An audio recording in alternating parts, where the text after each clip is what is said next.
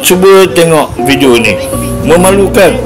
Perawat yang berasal daripada Inggeris menangis merayu kepada golongan Mesir, Jordan dan negara-negara Arab yang begitu berhampiran sekali dengan Palestin untuk mereka dapat simpati nak masuk ke Gaza.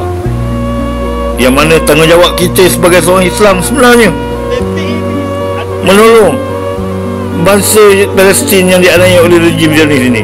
Kemana perginya iman kita?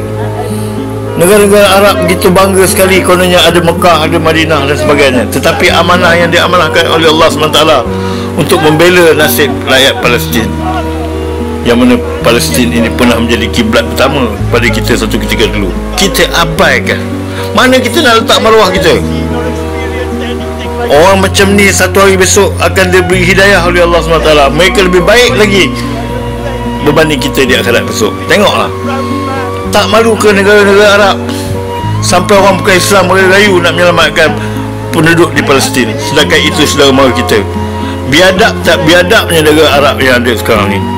Begitu juga beberapa kali yang baru ni kita lihat yang mana mereka sanggup berlayar menaik bot, menaik kapal untuk membantu rakyat Palestin. Buktinya negara yang di luar negara Arab ini lebih prihatin berbanding mereka yang begitu hampir. Sepatutnya tanggungjawab ini mereka wajib laksanakan. Negara-negara seperti mana Syria, Jordan, Mesir, Iraq, Pakistan, Afghanistan, kalau kamu abaikan, sia-sia saja kamu selama ni mengaku yang kamu ni seorang yang alim. Biadab kamu.